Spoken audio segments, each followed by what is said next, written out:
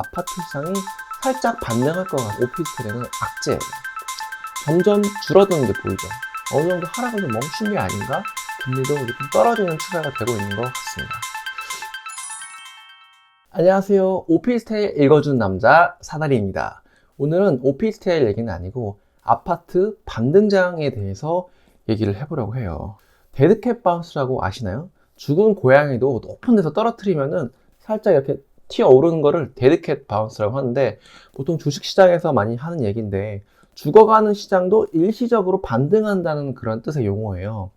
2008년도 서브프라임 때도 보면 서울 아파트도 데드캣 바운스가 있었습니다.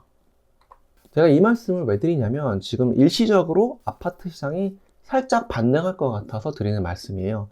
그런데 저는 마지막 매도기니까 현혹되지 말고 이때 파실 분들은 빨리 파셨으면 좋겠다는 생각이 듭니다. 앞으로 긴 보합 내지는 하락장이 계속 이어질 테니까 마지막 살짝 반등할 때 팔 수 있으면 제일 좋겠다. 자, 대치동 음마아파트입니다. 이 너무 뒤에 상승한 게 커가지고 앞에 게 잘 부각이 안 되는데 12억이었다가 바닥인 7억 7,500까지 떨어졌어요. 그러다가 데드캣 바운스 살짝 반등하죠. 그러다가 다시 내려갑니다. 이 구간을 그냥 데드캣 바운스라고 하는 거예요.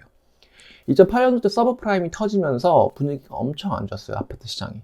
그러면서 일시적으로 반등하는 그런 시점이 오는데, 이때 사실 탈출했다면 정말 좋았겠죠. 이때 탈출해가지고 이때 샀으면 정말 더할 나위 없었겠죠. 물론 이제 과거 데이터를 보고 우리가 사후적으로 해석을 하는 거지만, 이런 상황이 아파트에서도 벌어진다. 그러니까 데드캣 바운스가 벌어질 수가 있다. 지금 또 이제 하락하면서 거래가 됐는데 살짝 반등했다가 다시 또 떨어질 수도 있다라는 거죠.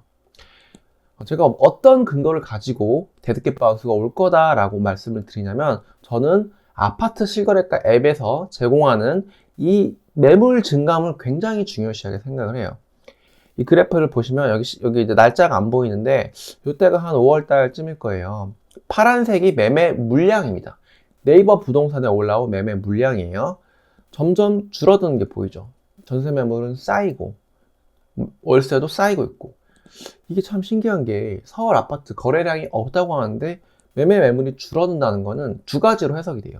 거래는 안 되고 있으니까 제 생각에는 매도자들이 이 가격에 팔 바에는 안 판다 라고 매물을 거두거나, 또는 6개월 동안 처분해야 했던 조건들이 2년으로 완화돼서 굳이 지금 팔 필요가 없어진 물건들, 그런 것들은 매물을 거두게 되겠죠. 또는 돈이 급해서 나왔는데 대출 규제가 조금 풀어져서 돈이 구해지시는 분들, 그런 분들은 매물을 거두시는 것 같아요.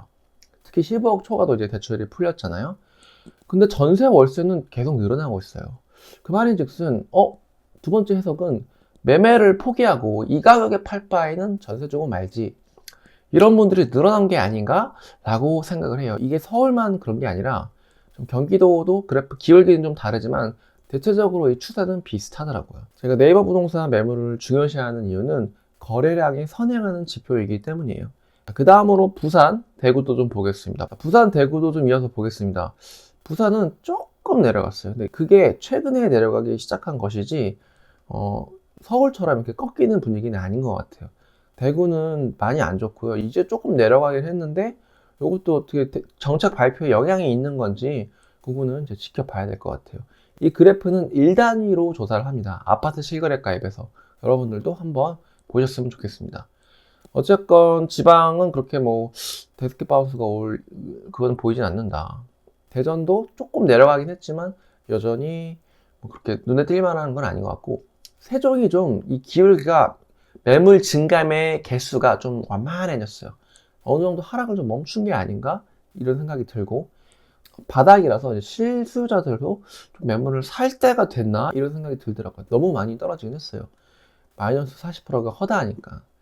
어쨌든 대전은 좀 그대로인데 세종이 좀 분위기가 좋아지고 있구나, 이런 게 눈에 보입니다. 왜 이런 일들이 벌어지고 있냐면 경제 지표들이 좀 좋아지고 있어요.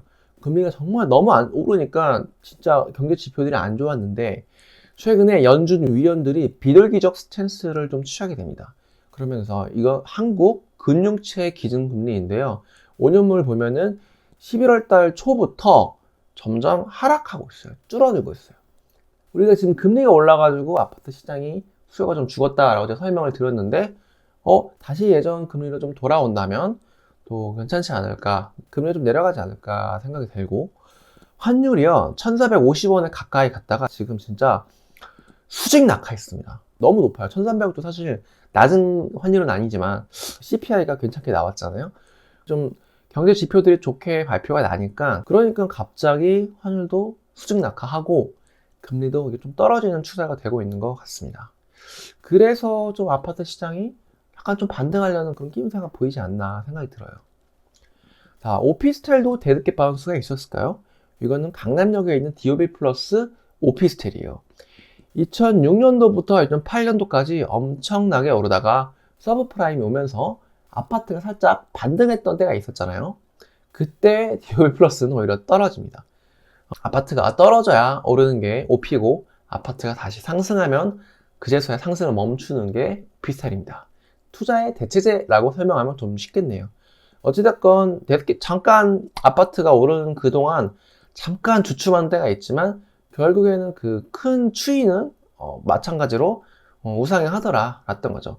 그러다가 2012년도에 입주 물량이 좀 많아지면서 좀 바닥에 주저앉고 그대로 지금 흐름이 가고 있는데, 어쨌든 오피스텔도 아파트가 좀 반등하면 살짝 좀 위험할 수도 있지만 큰 추이는 크게 바뀌지 않으니까 너무 걱정하지 마셔라 라고 제가 미리 설명을 드리려고 이 영상을 찍은 거예요. 좀 생각을 좀 정리를 해보면, 아파트가 오르는 거는 말씀드린 것처럼 오피스텔에는 악재예요.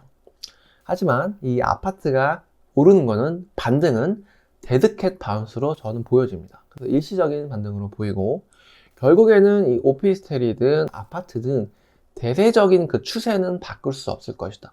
아파트가 이렇게 하락할 수 있다는 거를 실수요자들이 봤고, 오피스텔이 한번 상승을 시작을 하면은 계속 오를 거라는 그 대세적인 추세는 다시 돌아올 것이다 라고 봤던 거죠.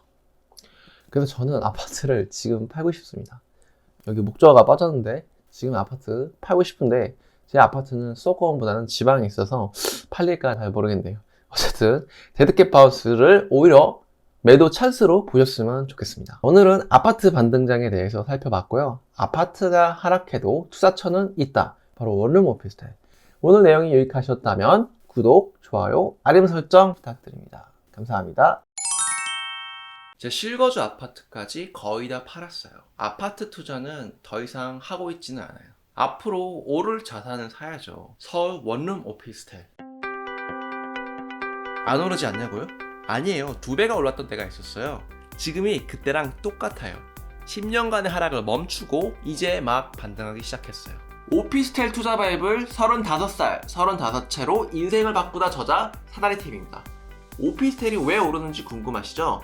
어떤 오피스텔을 사야 많이 오를지 궁금하시죠? 제 채널에 오면 정답을 아실 수 있습니다. 클래스 11이나 오피스텔 투자 정규 강의도 진행하고 있으니까 궁금하신 분들은 신청해 주시면 더욱더 자세히 아실 수 있습니다. 아파트 하락장을 이겨낼 마지막 투자처 서울 원룸 오피스텔. 500만원이랑 신용카드만 가지고 오세요. 여러분들도 부자 되실 수 있습니다.